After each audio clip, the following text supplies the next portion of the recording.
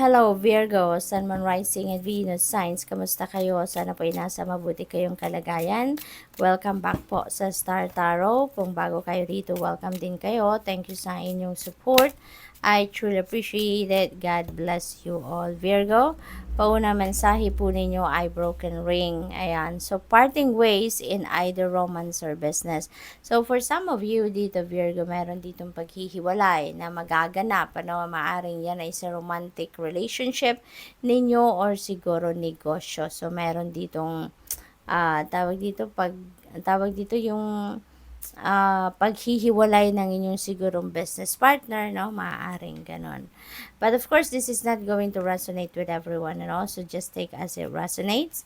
We have January. January is coming up, no? Maaaring meron dito kayong binabalak gawin in January. Baka related yan dito sa paghihiwalay, no? Maaaring in sometime in January, baka gusto ninyong magbakasyon, baka gusto ninyong umalis muna, no?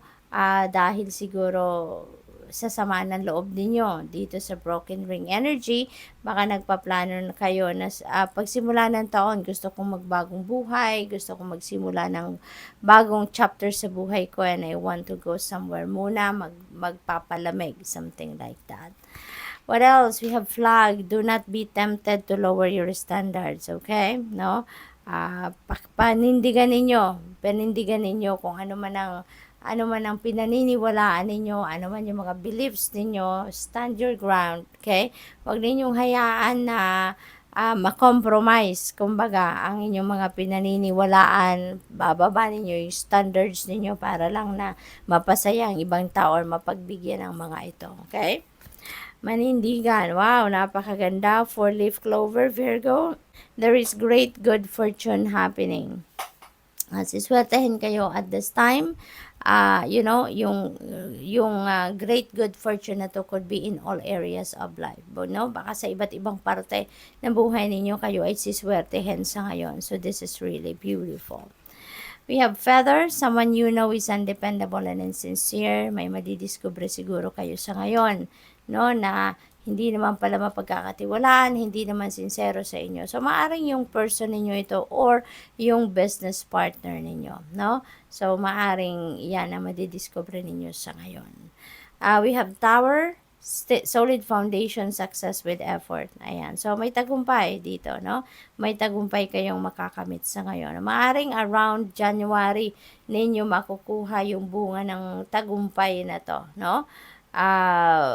This could be a reminder din para sa inyo, no? Na yung tagumpay, makukuha ninyo din yan, ano? Provided that you put extra effort on it. Kailangan talagang pagtrabahuan, no? Kailangang mag-lay kayo ng solid foundation sa kung ano man yan, trabaho man yan, career man yan, or negosyo man yan, or whatever it is, no? You really need to lay a solid foundation on it, put extra effort on it, and for sure, kung ano man yung gusto ninyong makamit from that, makakamit ninyo yan. We have basket, recognition, and reward for merit. So, napakaganda. Parang may financial reward din kayo dito na makukuha, no? Virgo. So, magiging sikat talaga kayo ngayon, no? Mapapansin na maraming tao. Siguro ang ginagawa ninyo, kaya maaring makakuha din kayo dito ng premyo, financial reward and recognition. There is a disappointment in a friend or lover. Ayan. So, maaring yung disappointment na to could be related dito sa broken ring. Baka yung disappointment na yan, parang siguro last pagkakataon na binibigay ninyo dito sa person ninyo, kaya siguro eto na dadating na sa puntong maghihiwalay na. It's because eto na, kumbaga last chance na tong binibigay ninyo siguro, at eto na, nakuha na niya, 'di ba? Yung last chance na to at nag-fail pa rin siya. We have egg, success assured with good plans and hard work. Ayan. Formula ito na binibigay sa inyo, Virgo. If you want to succeed, you really need to make good plans, no? Kung anong gagawin ninyo. And put hard work on it, no? And for sure, kayo ay magtatagumpay. What else? We have gavel. There is an involvement with the law.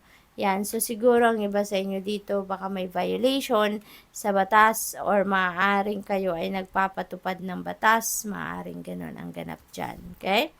What else? We have dark man, dealings or relationship with a man with their complexion or hair. Ayan. So, Virgo, maaring si dark man, baka ito yung, baka nare-reklamo nyo to si dark man. Baka may ginawa itong hindi maganda sa'yo. At baka siya yung yung irareklamo ninyo, kaya siguro kayo may involvement with the law, or maaring si Darkman yung nag-violate, no, sa batas, maaring ganon.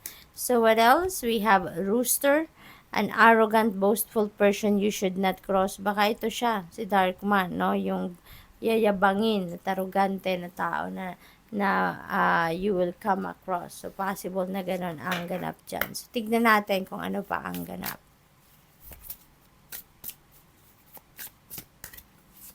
We have angel number 1212. Ayan, so there is a shift, there is an enthusiasm, gratitude, contentment, new experiences. Sabi dito, oh happy day, an ample opportunity related to your life's purpose is just around the corner. Take immediate action once it pops up. Of course, a lovely partnership or an epic romance is also in the cards. So, napakaganda naman. What else? We have angel number 222. There is an alignment, no? You will be in alignment with the universe sa ngayon. You will be in alignment with other people, no? So meron ditong connections, no? Mabubuo, maaaring meron mga bagong friendship dito na mabubuo, bagong romantic relationship, no? Family ties will be siguro mas stronger sa ngayon. Balance will be back in your life. Maaring may mga life choices kailangan ninyong pagpilian sa ngayon. So sabi dito, how do you move forward toward your life's true calling? Do what makes you happy, okay? Your enthusiasm is what keeps you going. Follow your interest if it's piqued by something.